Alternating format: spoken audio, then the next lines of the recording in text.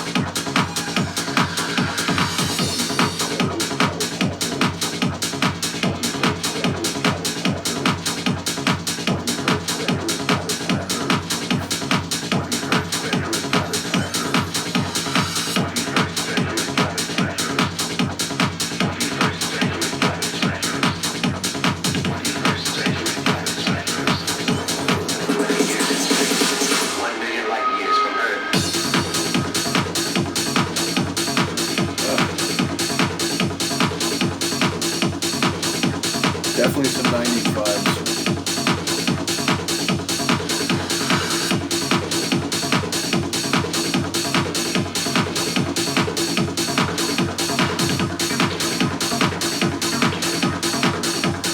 Like psychedelic drift to that.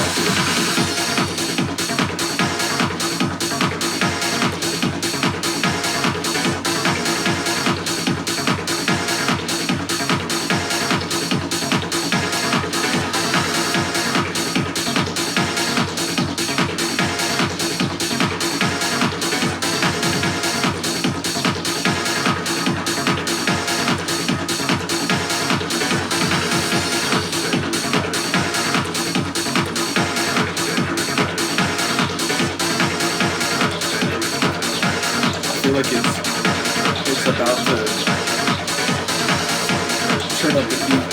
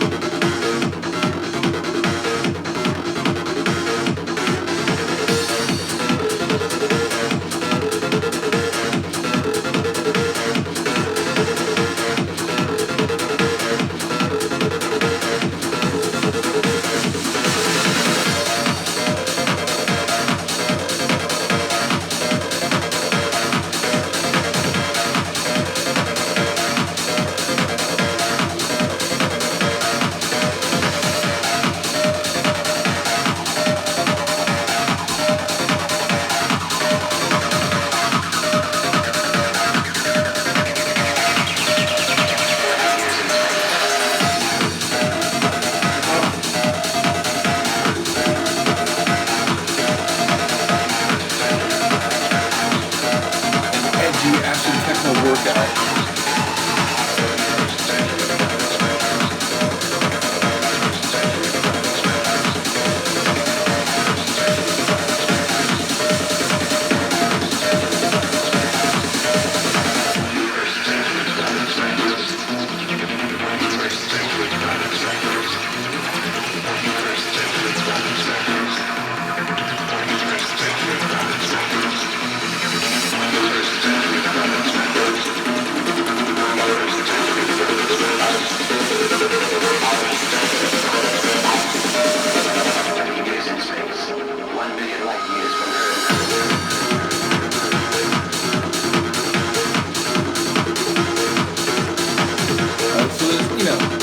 Kinds of breaks. There's a break where it like takes everything and it just smashes you. Like, then there's breaks that come back in like with the heat turned down and then they build it back up again.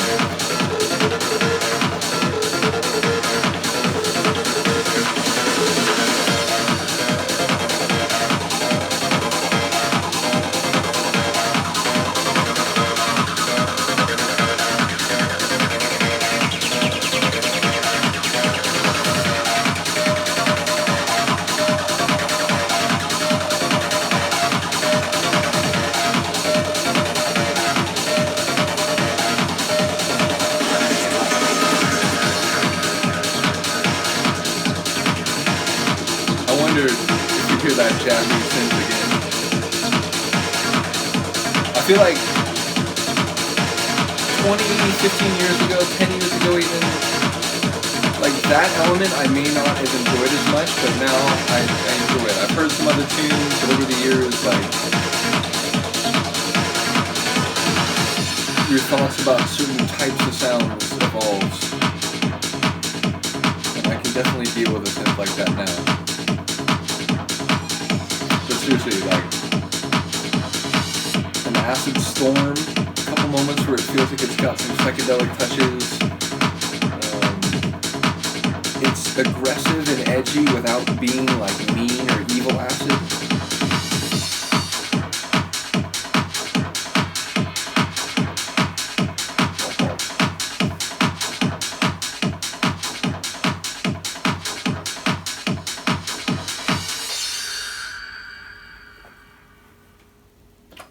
So yeah, a great opener, love it. Again, cool to see Aaron on a track.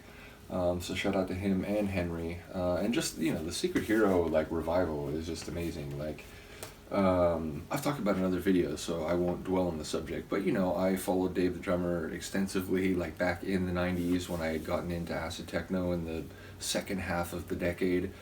And then there were collaborations and some different acid techno related projects he was still a part of, but from like the mid aughties to like the mid 2010s, he was making a lot of like straightaway techno and techno that was, I don't know, more like warehouse techno, and he still does that, of course. But since I think the Silmar acid test was the one of the first ones where he started to make acid techno again and sort of revive that name.